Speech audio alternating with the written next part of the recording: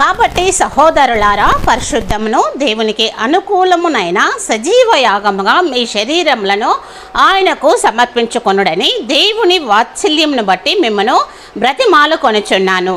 ఇట్టి సేవ మీకు యుక్తమైనదని రోమాపత్రిక 12వ అధ్యాయము 1వ వచనంలో దేవుడు వాక్యం ద్వారా వాక్యమై ఉన్న దేవుడు మనతో మాట్లాడుచున్నాడు. పరిశుద్ధమును అదేవిధంగా దేవునికి అనుకూలమైనటువంటి సజీవ యాగముగా మన శరీరములను ఆయనకు సమర్పించుకొని, సజీవ యాగముగా మన శరీరాలను మనము దేవునికి సమర్పించుకొనవలసిన వారమై ఉంటున్నాము. ఇట్టి సేవ దేవునికి యుక్తమైనది అని వాక్యము మనకి బోధిస్తుంది. వాక్యం ద్వారా దేవుడు మనతో మాట్లాడుతున్నాడు. మనల్ని మనము సజీవ యాగంగా దేవుడికి సమర్పించుకోవడం అనేది దేవునికి అనుకూలంగా, అదేవిధంగా సజీవ యాగంగా మన శరీరములను సమర్పించుకోవడం అనేది దేవునికి యుక్తమైనటువంటి సేవ అని దేవుని యొక్క వాక్యము మనతో మాట్లాడుతుంది. మీరు ఈ లోక మర్యాదను అనుసరింపక ఉత్తమమును అనుకూలమును సంపూర్ణమునై ఉన్న దేవుని చిత్తమేదో పరీక్షించి తెలుసుకొనున్నట్లు మీ మనస్సు మారి నూతన మొగట వలన రూపాంతరము పొందుడి అని వాక్యం ద్వారా దేవుడు మనతో మాట్లాడుతున్నాడు.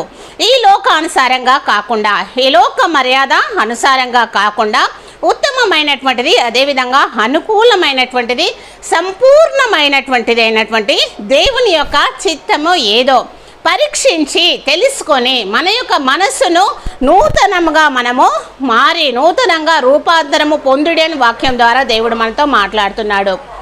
కనుక దేవుని చిత్తానుసారంగా, దేవునికి అనుకూలంగా, అదేవిధంగా సజీవయాగంగా సంపూర్ణంగా మన యొక్క శరీరాలను సమర్పించుకొని దేవుని చిత్తాన్ని మనము పరీక్షించి తెలుసుకొని ప్రభుకు యుక్తమైనటువంటి సేవ ఈ లోకంలో మనము చేయబద్ధులమై ఉంటున్నాము.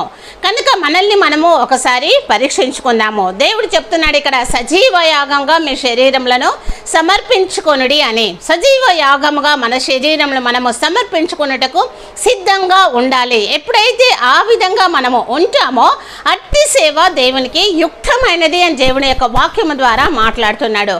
దేవునికి అనుకూలమైనది, అదేవిధంగా సంపూర్ణమైనది, అదేవిధంగా ఉత్తమమైన దానిని, ఉత్తమమైనది, అనుకూలమైనది, సంపూర్ణమైన దానిని మనము ఎన్నుకొని ఆ విధంగా మనము జీవిస్తూ మన శరీరములను దేవునికి సంపూర్ణంగా సమర్పిస్తూ సజీవ యాగంగా సమర్పిస్తూ దేవుని చిత్తానుసారంగా ఈ లోకంలో మనము జీవించాలి.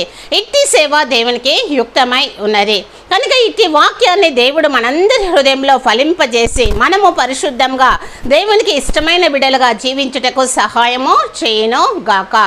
ఆమేన్.